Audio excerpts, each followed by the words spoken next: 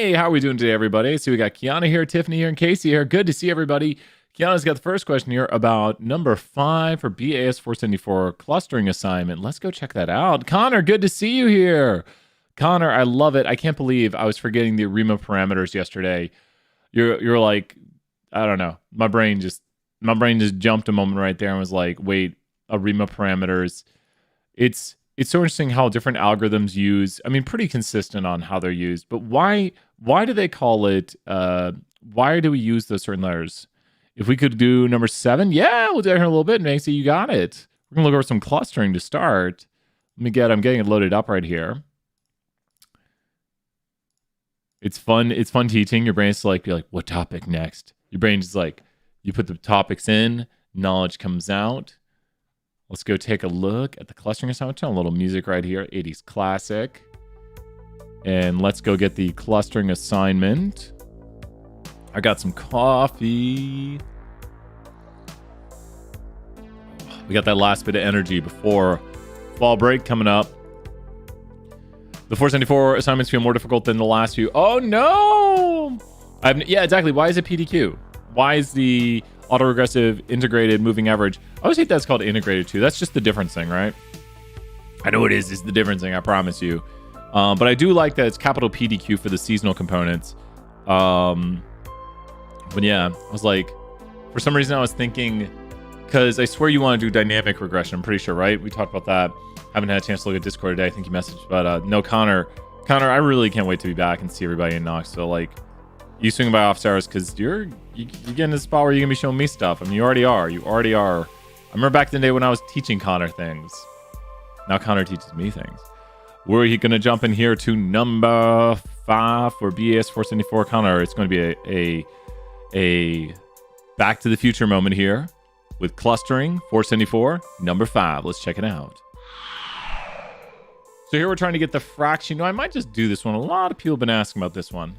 For once, Brian might just do an assignment right here. Now, I'm not going to go through here and do the original fixing of the data. I'm just going to take the Kroger data as is. Let me clear out. We're doing some Market Basket today. And Connor, you know what's funny? I think you were the first one to go through and talk about coverage with me when they edited it in a few semesters ago.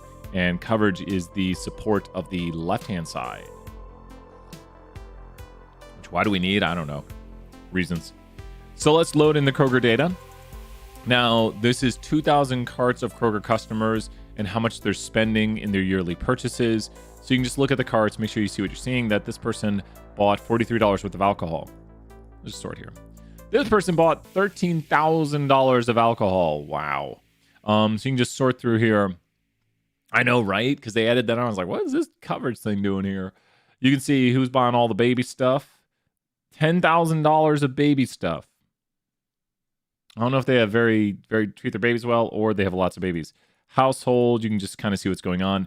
Once again, we could do like min, max. We could find certain things by using code, but sometimes I actually like to look at the data as long as it's not going to crash your R to look at it. So who's buying all the meat? The answer is cart number 92 bought $8,000 worth of meat. Craziness right there. So that's what we got going on. That's the data. Now I might just do this right here. If we want to figure out the fraction people are buying, we're going to use a nested for loop right here. I might just do this one. And random number. Copy the Kroger data into a thing called fraction. So we're going to go right here to the Kroger data. We're going to store it into fraction. So this is going to make a copy of our data frame. And let's double check. We do have a copy. It's printing down here. My print's to the bottom. Here's my print below. And due to the spacing on the screen, might look a little bit weird. I hate when this happens. Kind of, if you don't know how to solve that, that's one of the things that graphical error thing due to my plot window size and it getting angry right there. Deleting the plot sometimes helps. Not always. So, hey, Roger, good to see you here. Let's throw out 100 points to the chat. Mubot, you awake? We didn't even check on Mubot today. He might not be awake right here. And we might just end it in. Oh, he might have given out the points. So we are going to try and make a scaled data frame. Now, we want to figure out the fraction people are spending on the carts. So when we do this right here, sanity check for the cooking column, and we're going to look at the fraction people are spending. So sanity check for cooking summary of fractions scaled. But here's the thing too, this is going to be a scaled. So we're not going to have the scaled data right now. And has this already been transformed data? Let me double check. For targeting is probably a sense we're clustering on the fraction of the total money spent on the customer's categories. If we segment the customer spend on much larger fraction of the shopping and the buy, we can target them. Copy the Kroger, which content shouldn't have been modified since the data was read into fraction, then write a for loop that defines the values in row I of the fraction to be the fraction amounts of the spent on the... Okay. Got it. Yep. So they're giving this function right here. And let's kind of write it. So what we're doing right here, pattern, decline of rate. Oh, so the difference saying noise between. Nice. That makes a lot more sense right there. The Q-test, yeah. Let's go right here to the first customer. And the first customer is going to be right here. This is the first customer in the data frame. Are you being mean to me today? Oh, that's the first column. Oh my. So while we look at stuff, so this is the first customer in the data frame. So I want to find how much this customer spent. How could I find how much this customer spent right here? How could I find how much this customer spent right here? How could I find how much this customer spent? So think about how we can find how much this customer spent. Kiana, great work. Yep. Excellent work, Kiana, earning over some points. Yep. Let's just throw a sum around it. That's how much they spent. And then if I do this, I'm going to take the first customer and divide each observation by how much they spent. I now have the fraction. You can see right here, and we've got a bunch of crazy decimals. I guess we'll keep them. But you can see this customer spent most of their money where? It's kind of evenly-ish spent out, but a little bit healthier. Well, yeah. Where's this customer spending most of their money at Kroger? You can kind of see if you don't look at the fractions where they're spending. So where are they spending most of their money? Let's find the R squared is equal to when we give the correlation. Do you just square the value of the square root, but then check the direction? Remember to square root it and then look at the direction. Because once you square root R squared, it'll be positive or negative. So you could have correlation that goes downward. So if you have a downward correlation, you want to make sure you check the direction. So you square root it, but then check the direction. Because it could be negative correlation. So you got to look at the direction. So where is this customer spending most of their money? So you can see it in here. Where's this customer spending most of their money? And that's what this represents. Because we took each category and we divided it by the sum. And now if I do the sum of this, I should get what? Kind of a good theoretical question. If we've done this properly, what should the sum of all of these be down here? Oh, no worries. Great job, Andrea. Great work. What should the sum of all these? They're spending a lot of cooking. Yep, exactly. And you don't want to sum this, but what should this be? Like, theoretically, when I sum all these, we should get what? As we looked at how much they spend for each category, divided it by the total they spend, and then we're getting a fraction that they spend in each category. So if we sum up all these fractions, we should get 1. And that's because it's just a percent out of a total. That's what these are, is out of the total they spend 100% of their shopping. But then we could change this right here. Here's where things get a little bit interesting. Is we could go right here and do this for customer 2, but I'm going to store right here I for this. And we've got here customer 2. Customer 2 is spending most of their money on prepared food, a good bit on snacks and on meat and cooking. There we go, and drinks.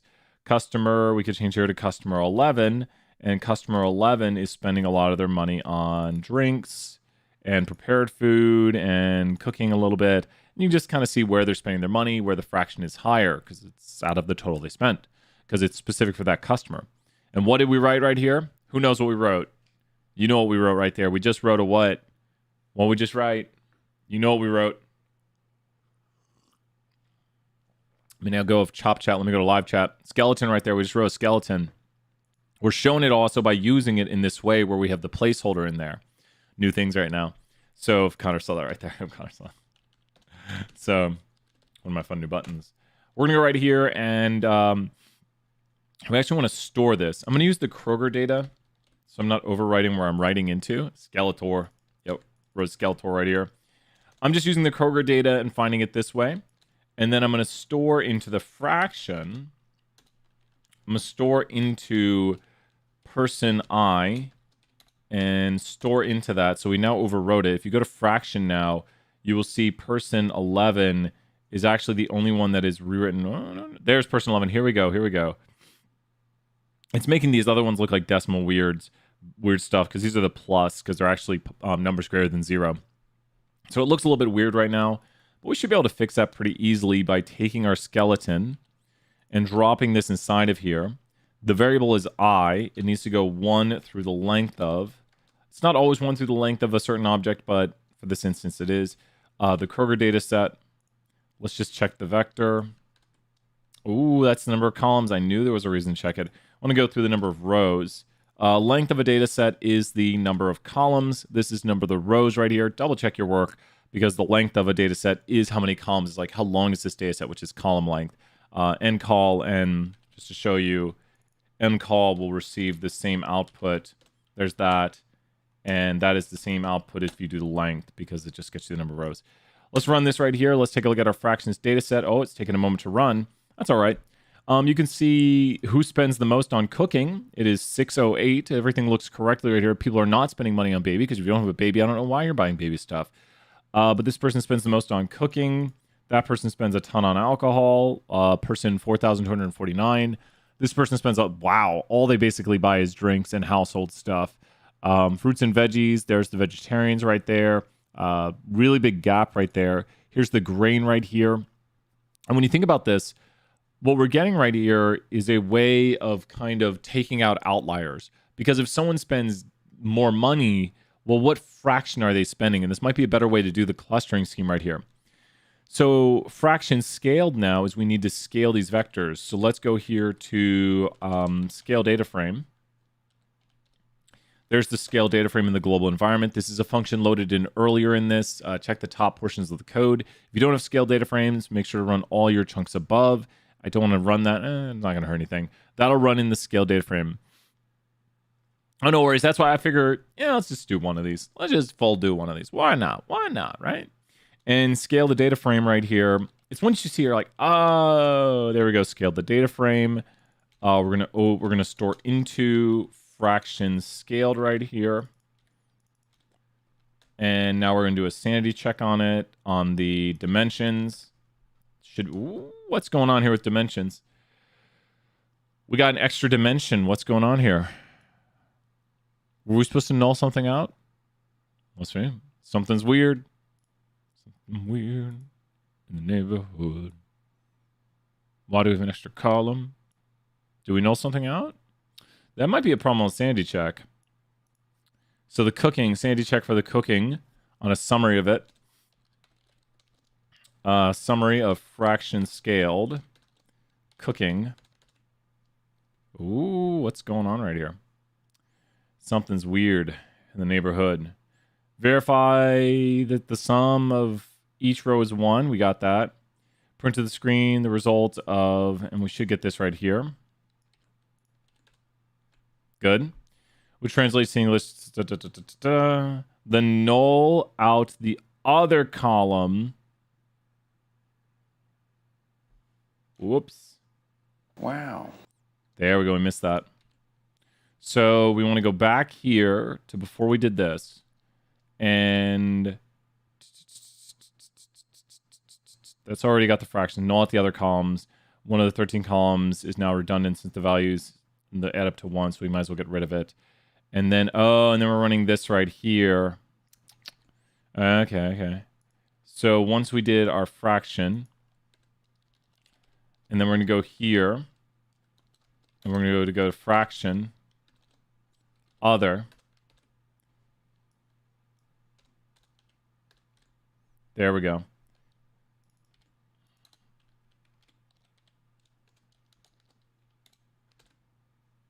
Incorrect number of dimensions. It's mad at... Oh, let me go to this.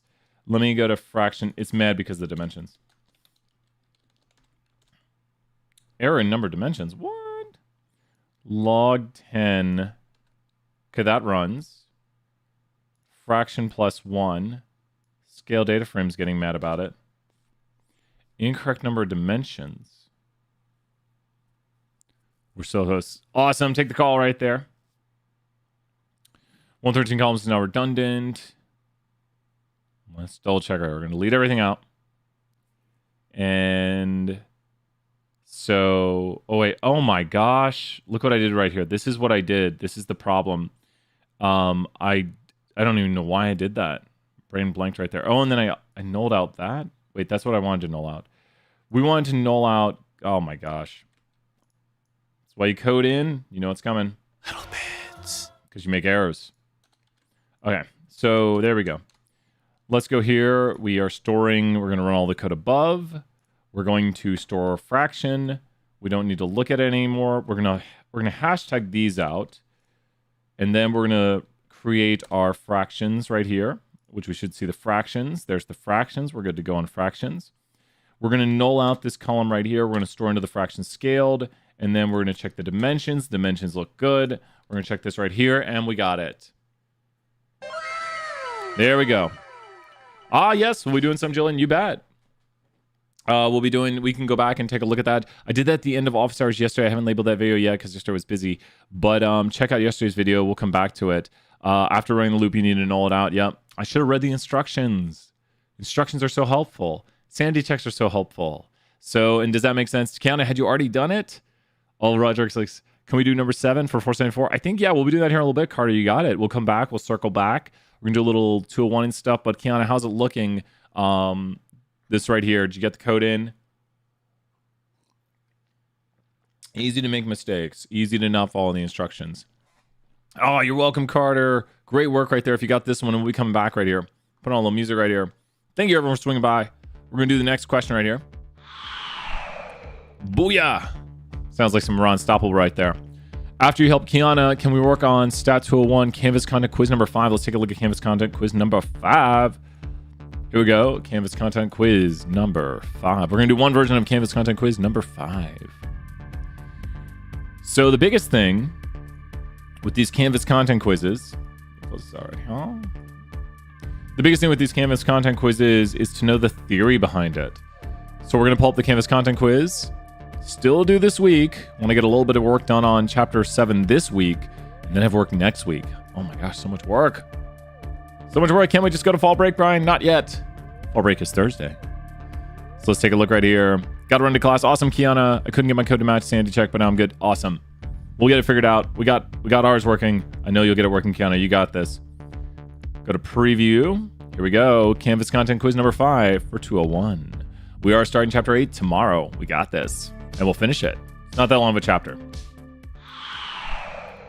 So you'll see a bunch of concepts we've already done right here. So when a residual is positive, which is larger? We've got some conceptual stuff up right now. Remember, we need to practice this. So here we go. I think we've got this right here. Is this residual right now, for what I've drawn on the screen, positive or negative? So take a moment. I've got some hints right now. Is this residual positive or negative? Is this residual right here positive or negative? What is a residual? These are key concepts. So is this residual on the screen right now? Throw some points, everybody. It is negative. Great job, Finch, right there. And if it's negative, that means the actual value is below the line. So it doesn't want, for this question, a negative residual. It wants a positive residual. So let's go into here and draw a positive residual. To get a positive residual, ate a banana earlier. To get a positive residual, we need an actual point, which is a y value. And I've got that highlighted in blue right here. And then the residual, and maybe I should delete this off because that's a little bit different of colors right there. The residual is E right here. And that is what residual is, which is, I just call it down here, the residual is the actual minus the predicted. And we could change the numbers here now because it is going to have a positive residual. And that means maybe this is at 20. That's its value of y on the y-axis is 20. So its actual value is 20, and the residual would be equal to 5. So a good example right here, just following through with the numbers. And so when we look at this, can we do the Chapter 7? Yeah, do one here a little bit. You bet, Taylor. I think we got enough time. Yeah, we'll be doing that here a little bit. So if you look right here at this, if the residual is positive, which is bigger? If the residual is positive, which is bigger? So take a look at this right here and tell me which is bigger. Use the terminology right here. And that is a positive residual, as in the point is above the line of prediction. Here, I'm making a point right here. That's where my thing is. This is a point. The actual is bigger than the predicted. Exactly. We're going to do one version of this, and we're going to hop back to the next thing.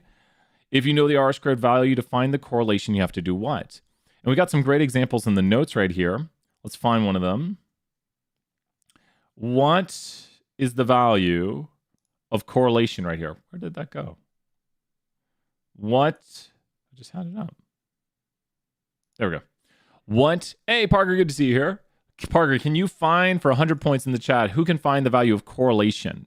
Who knows the value of correlation for this? Be very careful. This is where mistakes are made, and we'll find the answer to the question. This is a good test question right here. Who knows the value of correlation right here, and how do you find it? Take a moment and find the value of correlation. Now, correlation in notations is R. That's what correlation is. Correlation is R. So if you know correlation is R, so correlation is R. Spaghetti? Correlation is R. Not quite, Ian. Ian, good guess right there. If you have R squared, what could you do?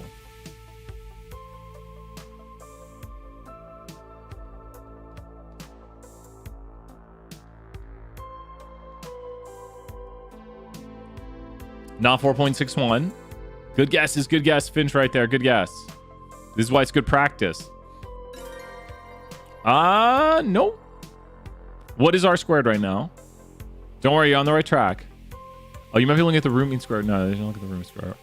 So do you see where R squared's at? Look over there at the output and look at R squared. But be careful.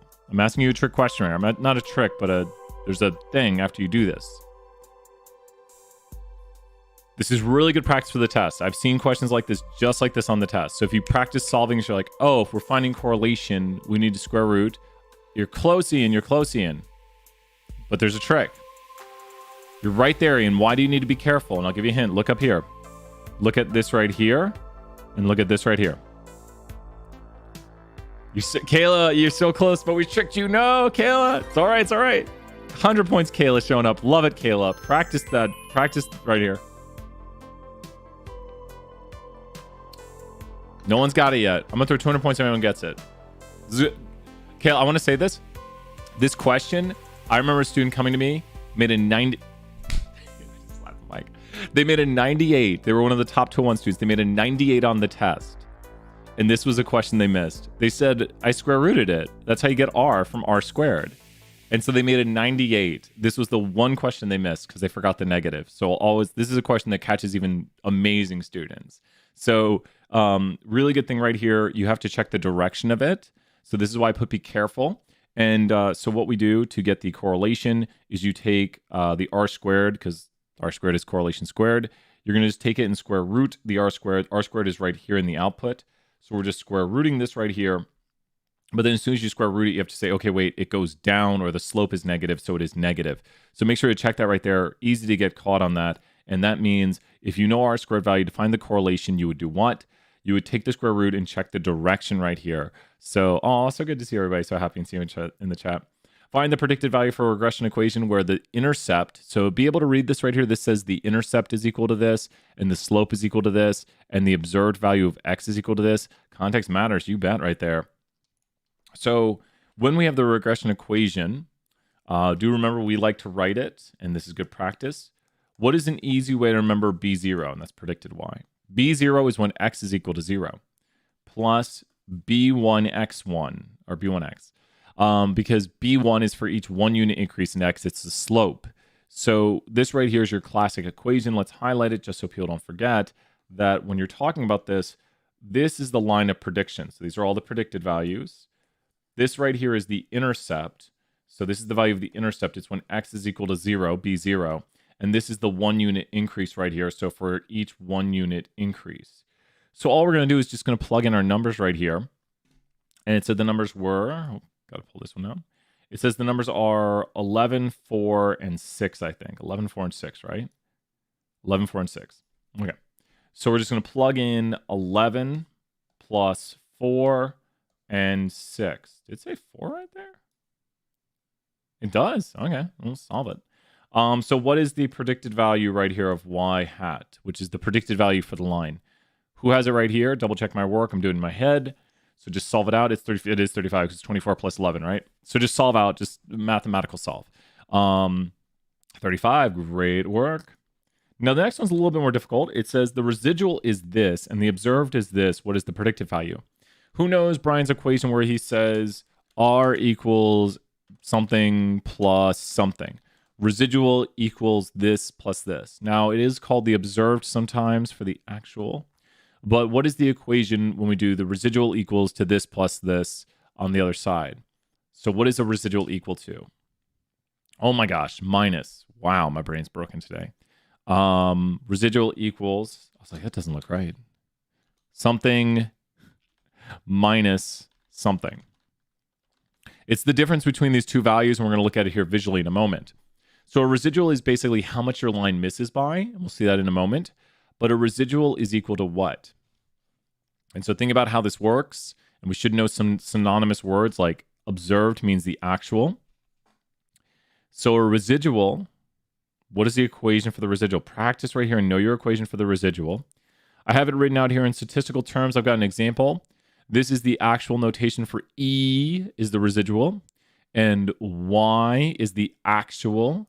And exactly, Tiffany, great work there. And observed is the actual. So you can call this observed because that's what it actually is. That's what you observe Y being. I see that Y is 20. Now we predicted, this is where the line is. Remember, the line is the line of prediction. We predicted it to be 15. So the difference right here is 5. We were off by 5. Awesome. Love it. Love it. Almost done cleaning that data. I got to hear that's going. Got to hear that's going. And so the difference between these. So all we're going to do is plug in our numbers right here. Now, let me scroll down so we don't have this up there anymore. I'll just zoom in. Okay. Because we're not going to be using the numbers I put up top. This one says, let's write this. Because if you write these things out, you can be like, okay, I'm on the test. And it says to me, the residual is 2.6. The observed is 25.7. So 2.6, 25.7. So mathematically, you have to have something here that subtracts and gets 2.6. So we could actually do, we're just taking and doing, and here's what you want to do. As soon as you think you have an answer, 23.1, and just math, because you're just solving for x. Like, does yes or no in the chat, does this make sense that you can mathematically solve this equation for x right now? Like, if you think about it as an algebra problem, you can solve for x. So that's what you need to do right here is just solve for x. It's just saying, what is the predicted value? So it's just solve for x. And then what you want to do is once you get x, I hate that it does that. Once you get x, which is 23.1, what should I immediately do to check my work? I want to pause here and I want to make sure people see it. What should I immediately do to check my work right here?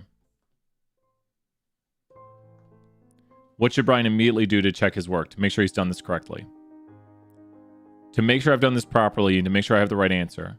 Because we just solved for this number right here. We solved for the predicted. So how could I check to make sure this is the right predicted amount and I didn't make a math error? Because it was simply a solve for x problem. But how could I check to make sure that's the right number? Because I know the actual minus the predicted should be 2.6, so what could I do? How could I be like, let me double check this. Let me just like run the numbers and make sure it's right. How would I do that? So if I want to double check this, yeah, just plug it in, boom. Just, yeah, great job, Tiffany, right there, some 50 points. Just plug it in. We're going to go here to 25.7 minus 23.1, and then we get 2.6. So that's right. We got it. That's the predicted 23.1. And if the correlation is equal to 0.5, what is R squared? How can we get correlation and get R squared? Simple one right here. We got this. Finish off this quiz. Do the next question right here. How can we take correlation, which is R, and find R squared? Oh, guy's still up. Square it. Great job, Taylor, right there. Jumping in for some 50 points. Yep, just square it. There we go.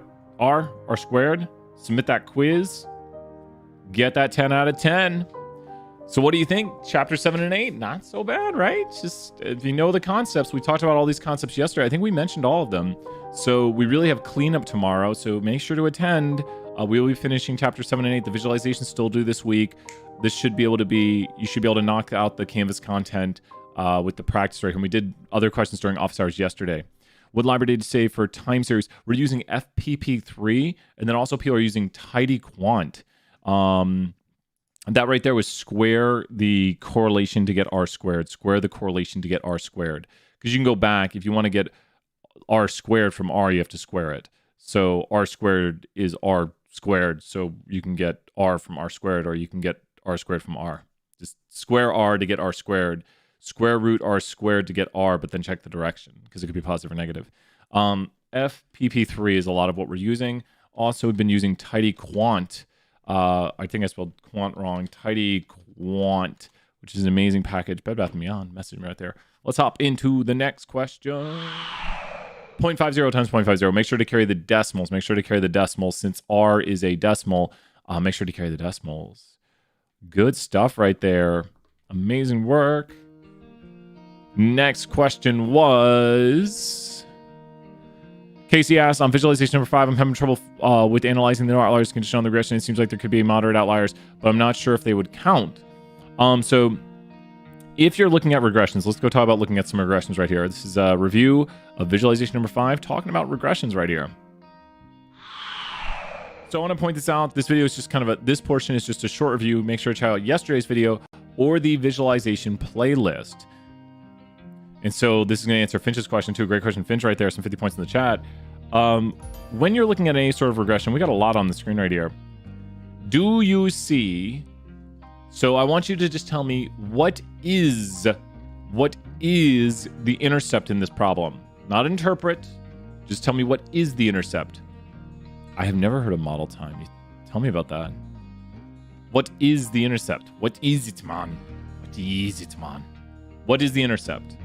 56.3 exactly. And that's the predicted height of individuals on average who would have a weight of 0. What is the slope? The slope is 0.07. But you should also know that when you look down here in the output, you should know that too.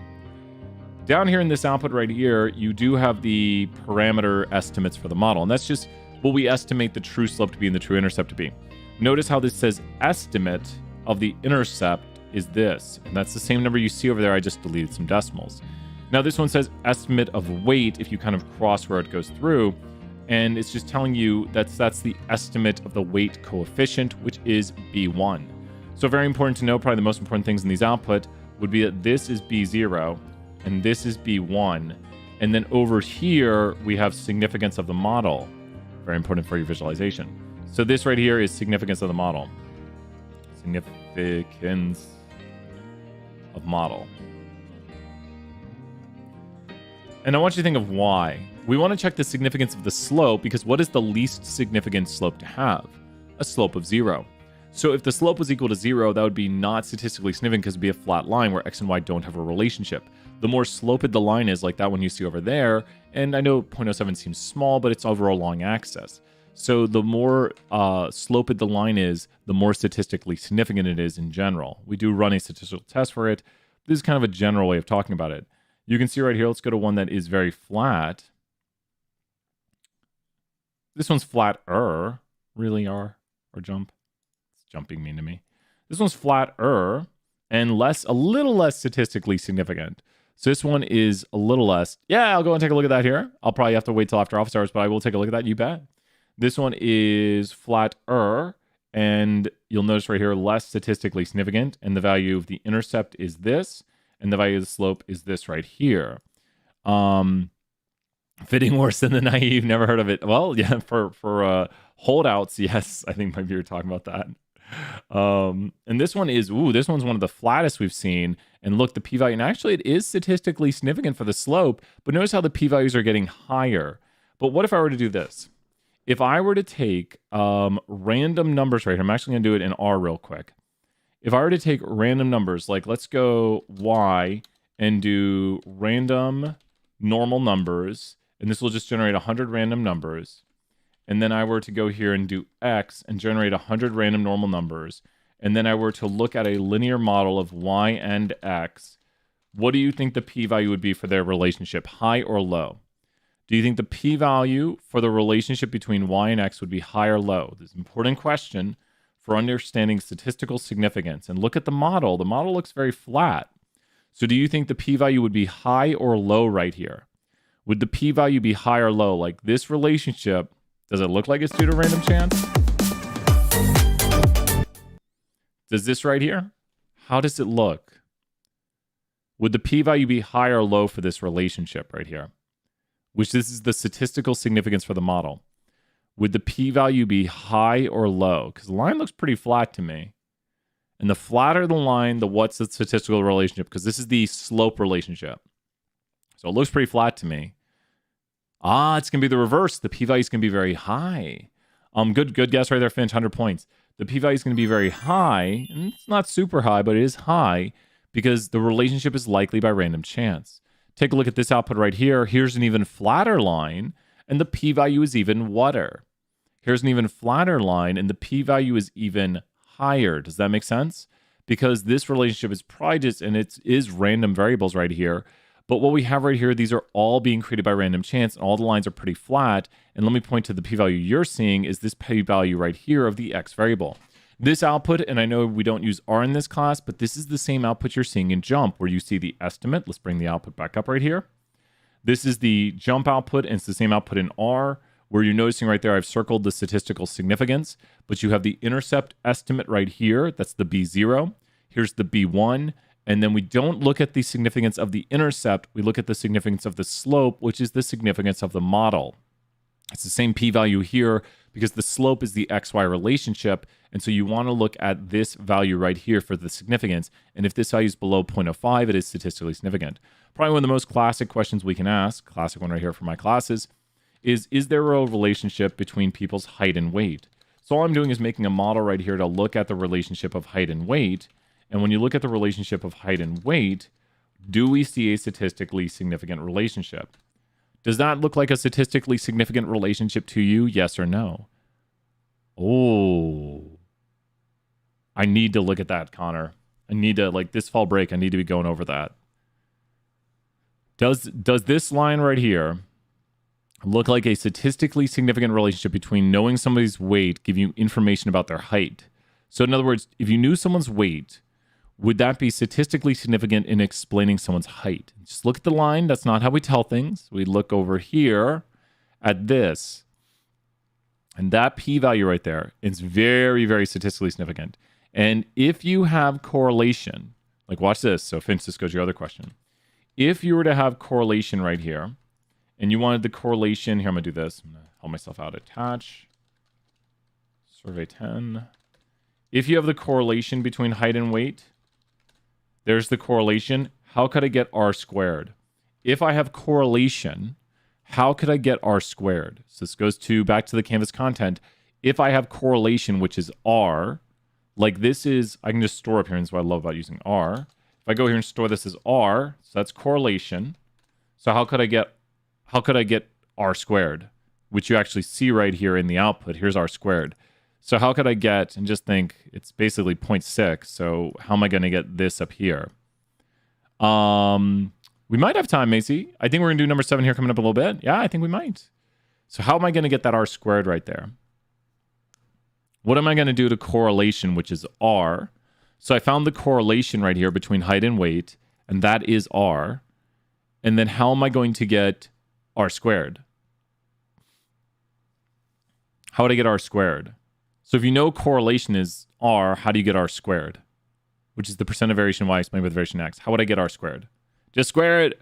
Oh, yeah, no, don't worry. Finch, this is what, yeah, perfect. And you see we get the same answer. We can confirm the answer up there. Finch, that's perfect, man. 100 points. When you're like, oh, you just square it. This correlation is R. So, and that's the big thing. If you know correlation is R, then you just have to know that. And as soon as you know correlation is R, if you want to find R squared, you just square correlation because correlation is R. So you square R. So good stuff right there, Finch. Glad you saw that and answers your other question. We'll hop back. New questions times. Let's do this.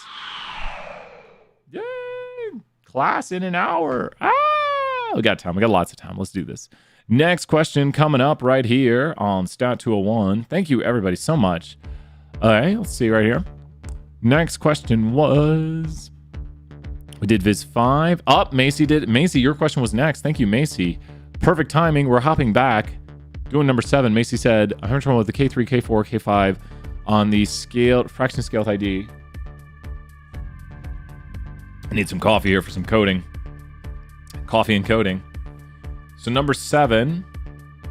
Let's take a look. Let's do some number 7 for BAS 474. Let's check it out. Here we go.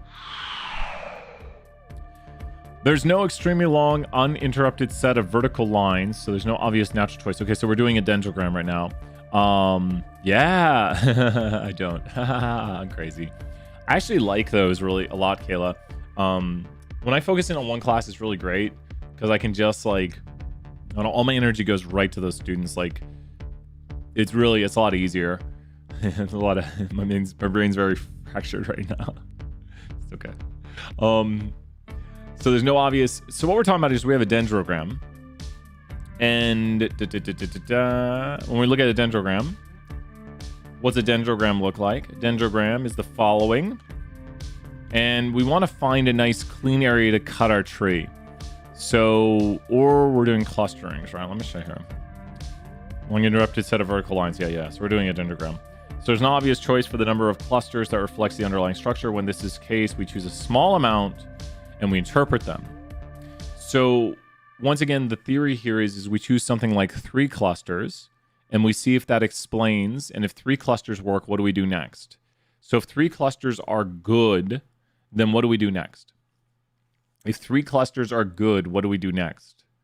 If 3 clusters are good, what do we do next? If 3 clusters work, what do we do next? Choose 4. And then if 4 works, what do? We look at 5. If 5 works, we look at 6. If 6 works, we look at 7. If 7 doesn't work, we go back to 6. And then these are all, we maybe call them candidate cluster groups, because is there a right answer to clustering, yes or no? Simple question. Like, true, false, there's a right answer to clustering. True, false, there's a right answer to clustering. So that'd be an easy test question. True, false, there's a right answer to clustering. There is a right answer to how to cluster things. Very good theory right here to understand. It goes to unsupervised learning. False. Totally false right there. There is no right answer. It's just things are going to be put into groups. In some way, we're going to find to group them. And how we kind of clean our data, put our data out there. Carter right there, 50 points. Excellent work, Carter and everybody. Great work, Carter joining in. Love it. There's no right answer to clustering. It's called unsupervised learning for a reason. It's like the parents are out playing, or you're playing when the parents are out. So there is no right answer. You can just do whatever you want. But there's better answers. And you can tell how good your answer is probably by how well the answer works, but you'll never know if it worked the best. You do you with clustering. I like that right there for some points. You do you with clustering. Okay. So we are going to use K3, K4, and K5 to cut. So I need to left arrow into fraction scale with ID. So have we created the... Instead of running k-means, let's go with the hierarchical clustering. Run the h cluster arguments with the distance. We have to make sure the distance, the ward's distance is going to use the sum of the squares to reduce the sum of the squares. Let's kind of take a look at this here for a second. There's a good review. So when we run the h cluster, I always forget the L there. We need to use the distance and fraction scaled data. We already have that. And we'll double check, make sure, do the earlier. We just did fraction scaled. So we got our fraction scale data set right here, and then we're going to go right here, and we're going to go to method equals ward. Now, one thing I want to point out is I haven't saved this yet, so it's just going to print to the screen. You don't want to do that. You want to go over here and usually call it something like HC for hierarchical clustering. The name you call it doesn't matter anything. Yep. And so what this does right here, let's go ahead and plot the hierarchical clustering. It's going to show us the dendrogram. Actually, I was sent really great stuff. I think they're doing a biology masters or so. Really great dendrogram visualization. You can do some a lot cooler stuff with the visualization than what we do, which I want to look up and read up on it this weekend maybe. So what I do on my weekends is try to get up to date on like some cool techniques of what we're doing. And you got to integrate. You got to find the best stuff. And a lot of these packages, like TidyQuant, which is a package Force95 found, Snea found it.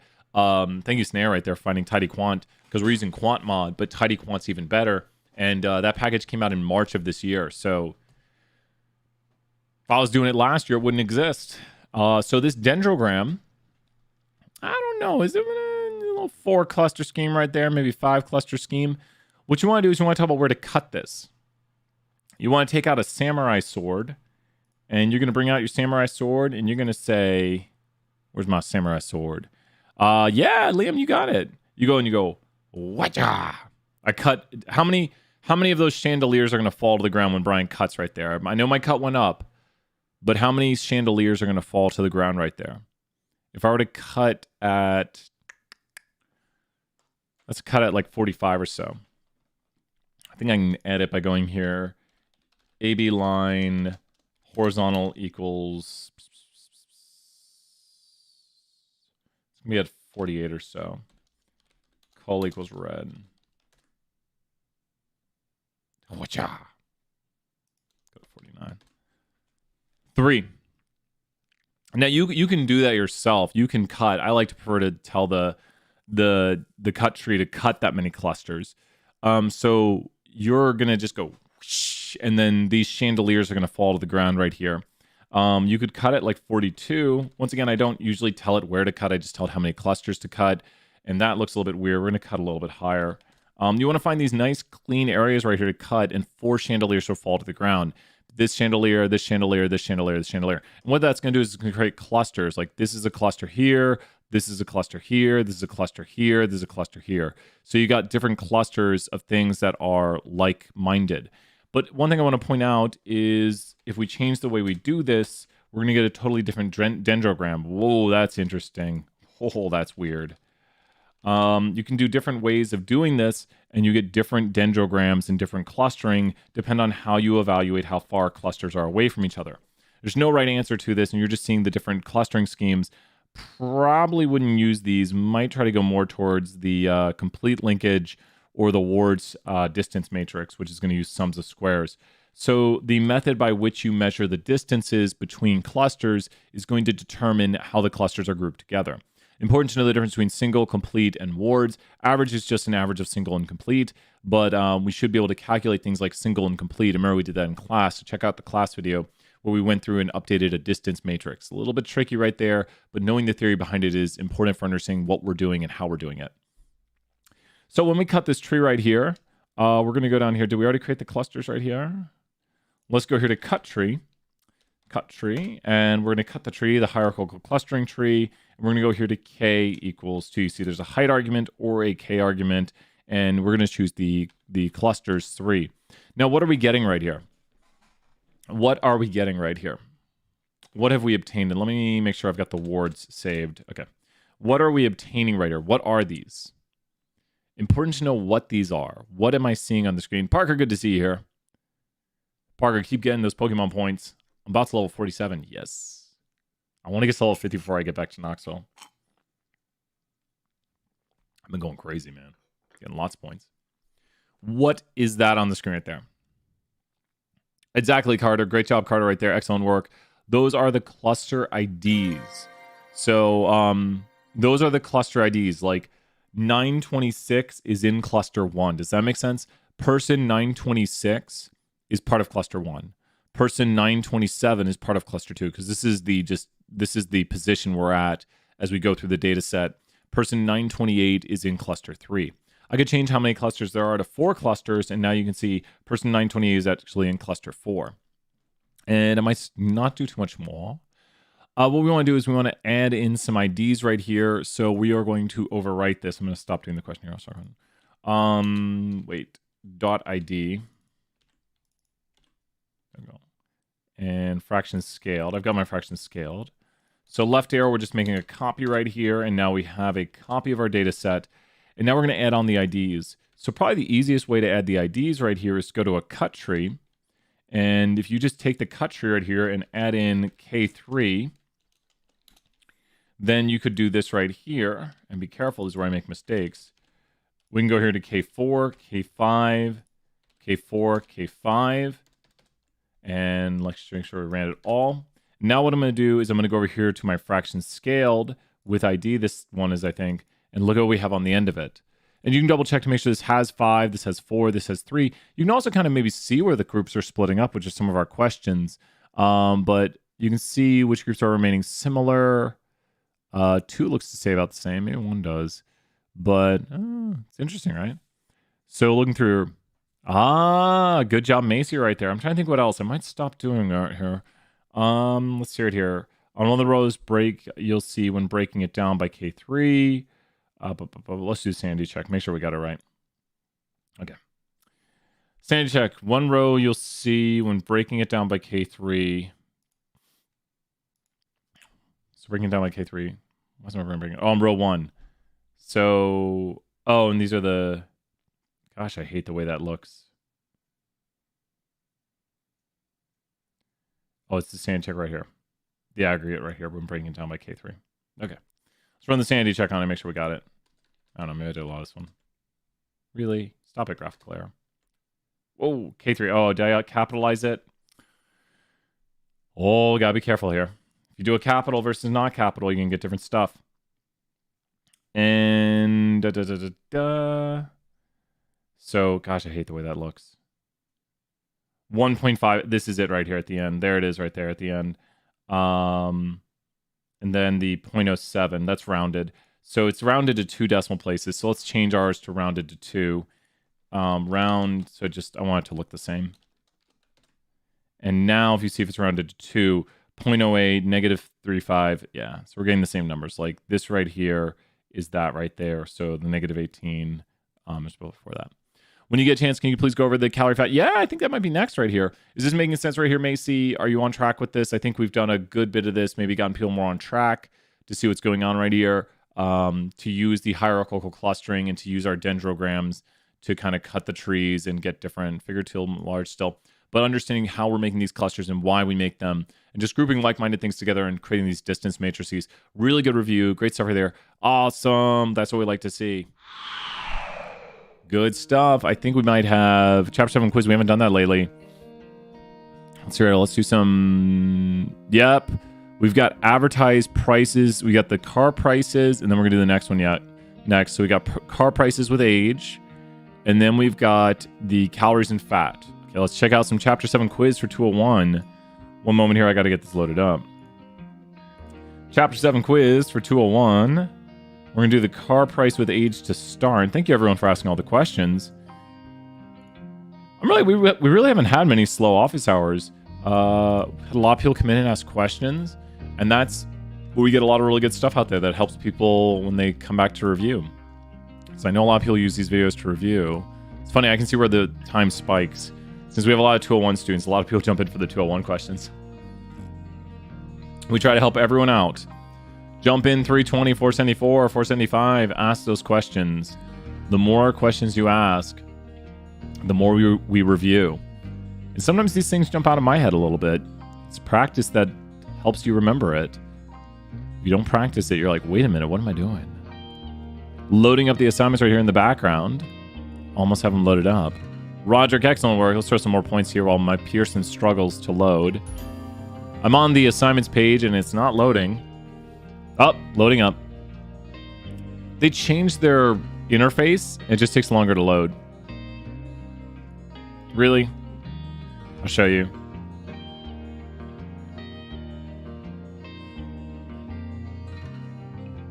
I think it broke. My Pearson, come on, man.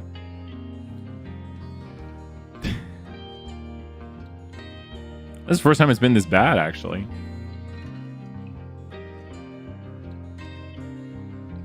What is everyone going to do for fall break while we're waiting here for my Pearson to do its thing? We're just waiting for my Pearson to do its thing. Can't get to the assignments. I could try to do it through Canvas, and then I might get the question, but if I go in through Pearson, I can look at all the questions, and then I can for sure get it. If I do it through Canvas, I'll get a random set of questions, and I might have the question or might not. We might have to use that method. Let me try reloading all this stuff right here. Ma Pearson, what are you doing? Get to go home and see your dog? That's awesome. Always good. Oh, it's literally breaking. It's literally got this broken thing when I reload it. Going to floor. Whoa, whoa, whoa, whoa, whoa. It's doing something. It's doing something.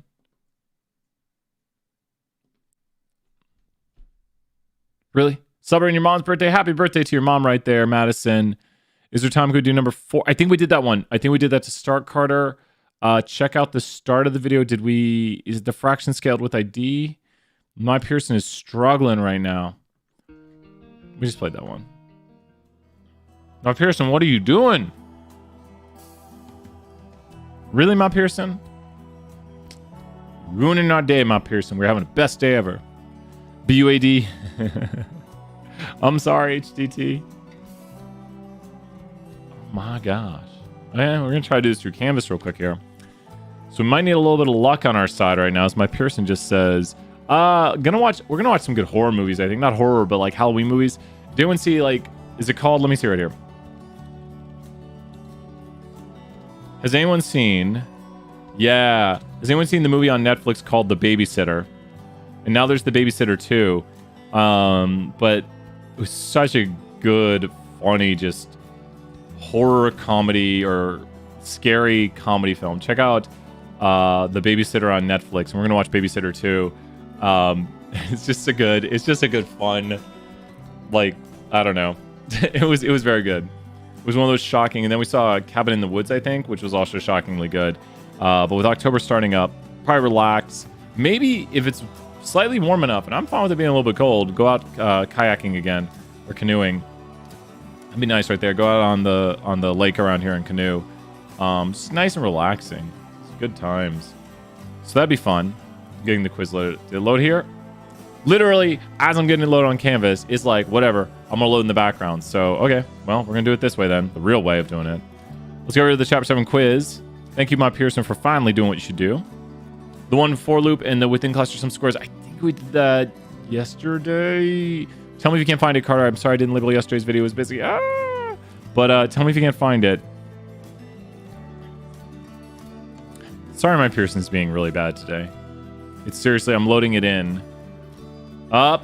It loaded. Okay. Now I need to click a question. I don't think it's my internet. Click. Oh my gosh. Awesome. This is the state of my Pearson.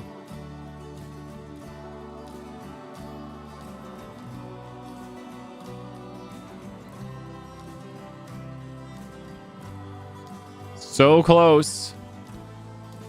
But so far. My Pearson.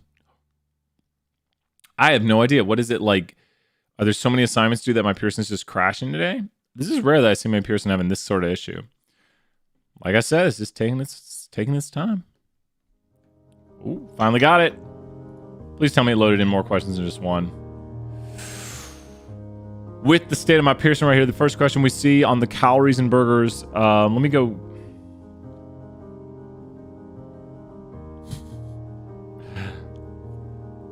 Yeah, I might, if I do it through Canvas.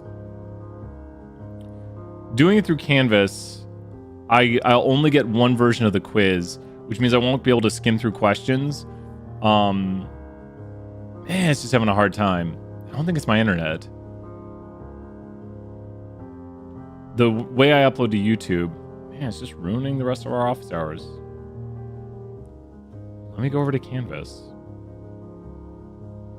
Okay. Chapter 7 quiz. Okay. Gonna do its thing. See if it loads here for me.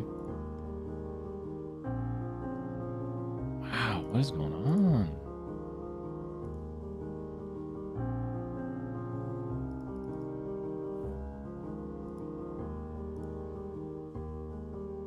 I don't know if it's like an issue for me. Let me go speed test on the other screen. I don't like doing a speed test while you're streaming to maybe kill your internet speeds even more. No, I'm getting 400 up, 400 down, 50 up. Getting good speeds. I should be getting gig speed. Pay for gig speed. Don't ever get gig speed. Wow, I'm sorry everyone that my Pearson's just saying no to all this. So we're just relaxing right now, trying to get some of my Pearson done to get 2 questions here in the video. But it literally is just... You think Chrome's the issue? Could be the Chrome browser. I don't know. Let me try it on the other browser screen. Okay, I'm loading it up on the other browser screen. We'll see if I beat it out. Oh, it's loading. You might have been right. It's loading decent over here.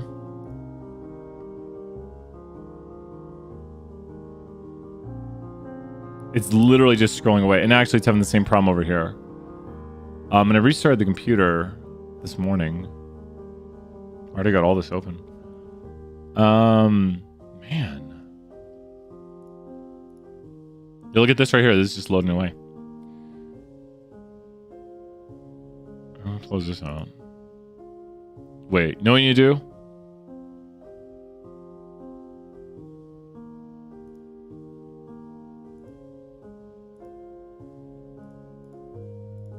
It's just like every time I do something, it's just like loading away.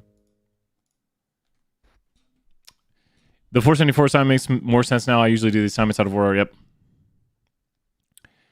Yeah, let's do that. Hello. Okay, let's do it. Let's do it. I'm gonna go to Task Manager. 2 seconds right here. All right. Control-Alt-Delete. Task Manager. Task Manager here. Chrome, using up a gig of memory, of course. Oh, I lost my chat.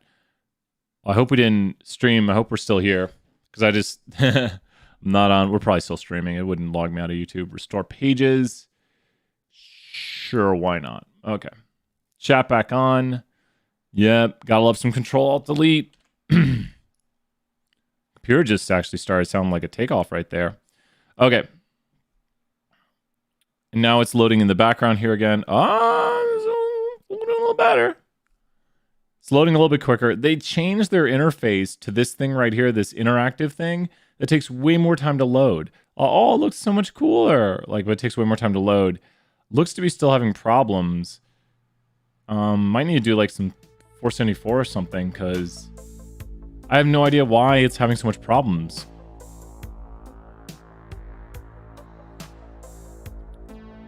Is anyone else experiencing this with MyPearson besides me? So I can kind of mimic these questions. I can show you how to do them. I can mimic them because I know it was the burgers and the price and the car price questions. Both those questions have a central theme. So let's go mimic these. You gonna do that to me, MyPearson? You're just gonna like load right when I say we're just gonna mimic the questions. You're gonna be that way. It's gonna be that way. Oh, and look, now it's just flash loading. It's just like boom. I'm like, oh, I'll just mimic the questions, and MyPearson's like, oh yeah, oh my god, MyPearson. Oh yeah. MyPearson said, I'm sorry. Here we go. It's comedian, yeah. It's like, oh no. Here, you can do your work. It's gonna mess up again now. That was weird. And look, maybe the reset did it. So we got right here the MyPearson question on the price of cars and the age. What does this hat mean on the price of cars right here? What does the hat mean on the price of cars? What does the little hat means that this model using age right here is going to have coefficients of an intercept and a slope that is going to what the age of price of a car? It's going to what the price of a car? What does the hat mean on it? Very important to know what the hat means. What does the hat mean on it? Predicted price of the car. Thank you so much for hanging out, everybody. We just struggled with technology. So we click this table right here. We can copy the values. We're going to go here to copy to clipboard. So once again, this is going to copy it to the clipboard for you. You just click that right there. Boop. Copy. And then hit Control or Command C. Hit it a few times for good measure. So we're just copying it right there with Control or Command C. And now it's inside of our clipboard. We need to now go over here to Jump. And when you're inside of Jump, you can be anywhere inside of Jump and go to File, New Data Table. I want to pause right there so you can see it. You need to go to File, New Data Table. Now, before hitting this, I want to tell you something. Don't click inside of it. Watch. We go to File, New Data Table. I'm just maximizing the window. Don't click inside of that. I see some errors sometimes where people start saying, oh, I'm going to click right here. No, don't do that. So we're going to go right here to Edit, and we're going to paste with column names. The reason we're pasting with column names is because there was column names. So when do you paste with column names? If you see at the top age and price, like we saw, you're going to paste with column names. Make sure you did not click inside of it and paste with column names. The data is now inside of Jump, and you want to see that this is blue and this is blue. If they are not blue, start over. Like this right here is wrong. What did someone do if they achieved this right here? If you are seeing this where they are not blue, you've done something wrong. The person who did this right here forgot to do what? Which was something very important. So start over if you do this. What did they forget to do if you are observing this, which is a common error when doing these problems? If you observe this right here on the right, you made a mistake and you forgot to do this. What did the person on the right forget to do, which is such a common problem? Someone will be like, my data's not working. And you're like, oh no, you forgot to do this. When you pasted the data, you did not do what? Paste with those column names. Liam, great work right there.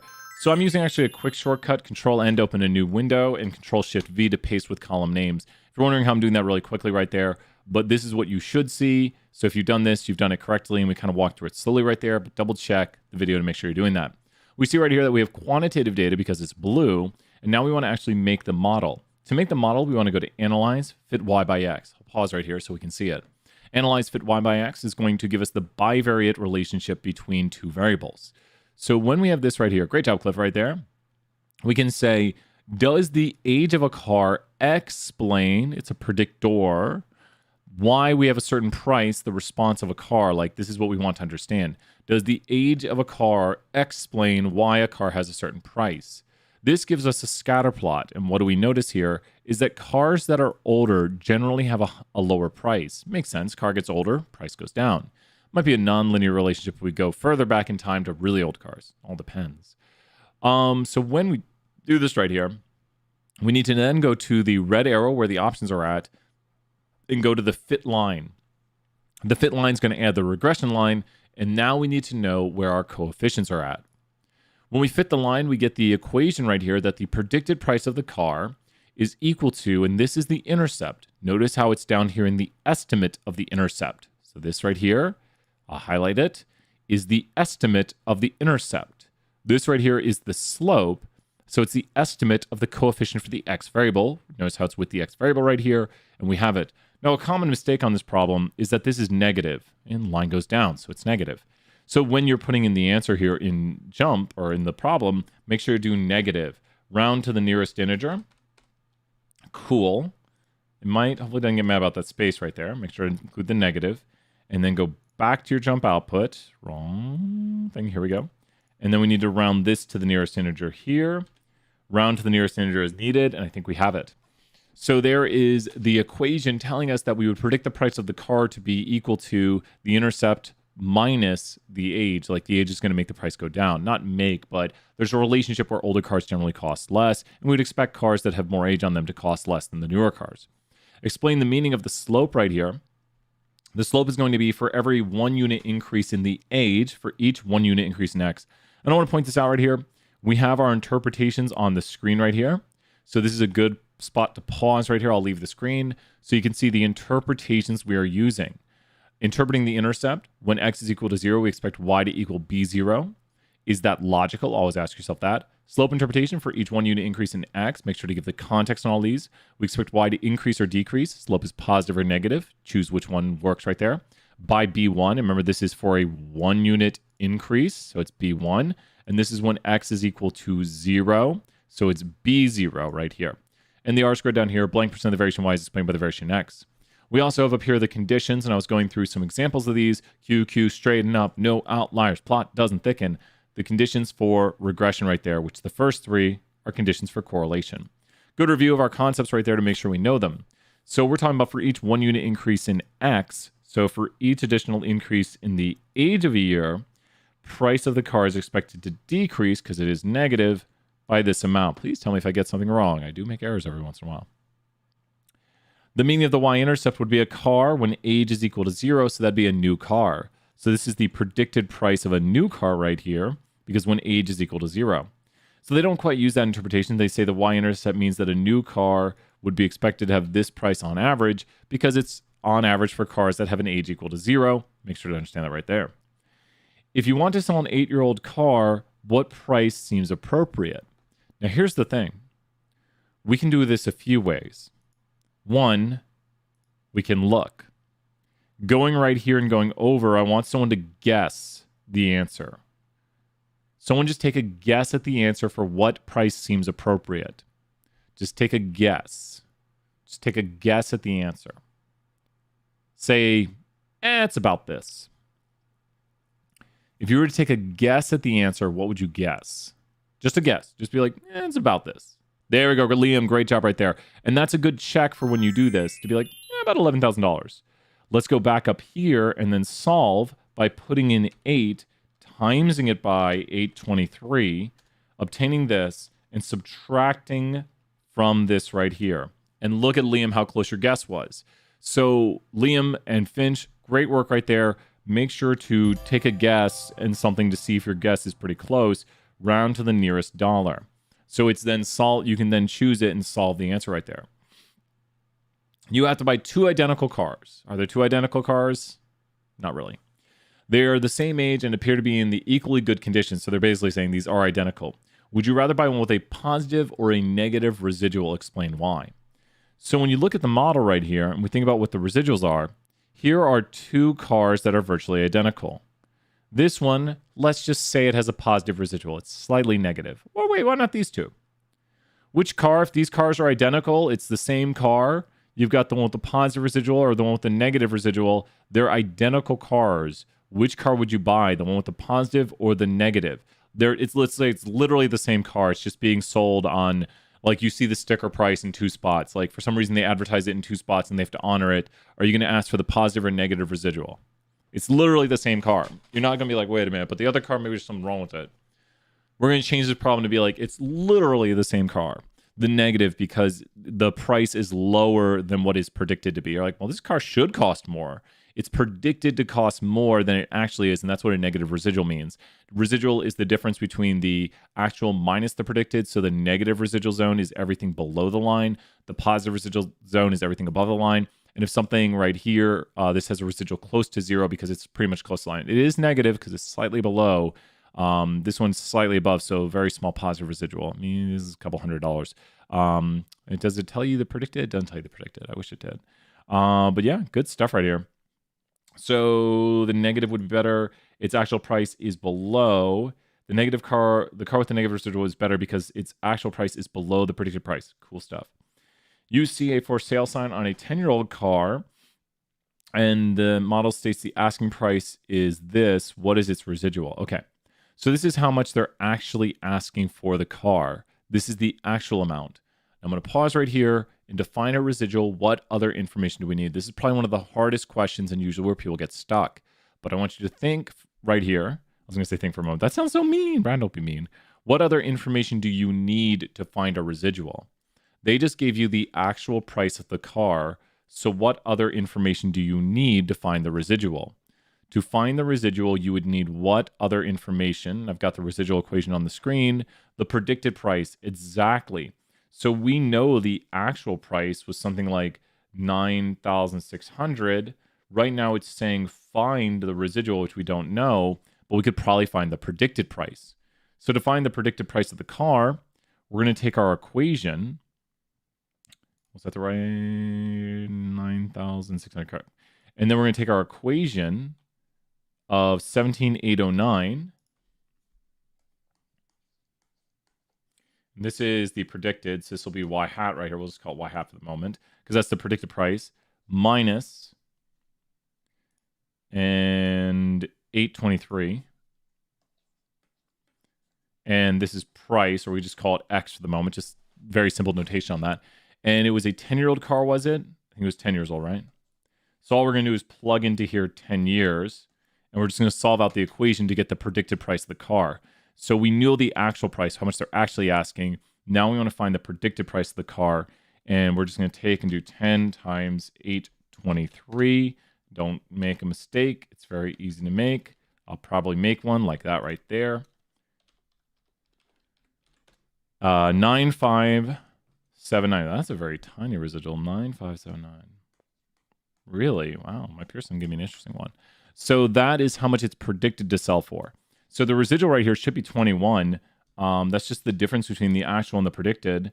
And so that's a 21 residual right there. Let's double check the math. It should be 9600 minus 9579, and that's 21.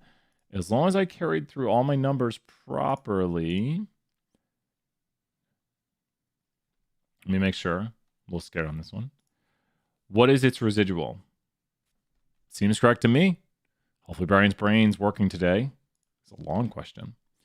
Would this regression model be useful in establishing the price of a 25-year-old car? So take a look at our model, which we can look at over here. When you look at a 25-year-old car, do you think this model should be used? And kind of gets a little bit obvious if you go look at the price predicted to be. What do you notice about the price predicted for a 25-year-old car? It's predicted to be negative. And that's because we are extrapolating well beyond the bounds of the model. Extrapolating is when you make predictions outside the X space of the model. So this would not be useful. No, because the predicted price is negative, which doesn't make sense. I think we've done everything properly. Show me that 100. Oh, is this where my Pearson takes forever? Well, might be the last question of the day. I think my Pearson's crashing again. Weird stuff going on with my Pearson. Pray I didn't get anything wrong. So easy to make this mistake on these. Carry a decimal wrong. Please tell me if you get a tiny little decimal error. A 100. Ma Pearson, you're trying to scam me right here. Not today, Ma Pearson. Not today. It's so easy to make a decimal place error. Do we have time for that burger question? I think my Pearson's being weird again. It's definitely being... What is going on? What you doing, Ma Pearson? We might have to do that burger question later, but it's very similar to this. Did this make sense? What do people think as we hope my Pearson works?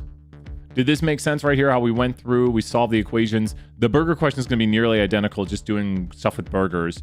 So you're using the same sort of equations where you're having to find the actual and the predicteds. Remember, the regression equation is going to give you the predicted values. Can you show me how to find the residual equation with 2 means and 2 standard deviations? You want to go to the regression solver. So don't work it by hand. Don't work those by hand. If you have 2 means and 2 standard deviations, you want to go to the regression solver.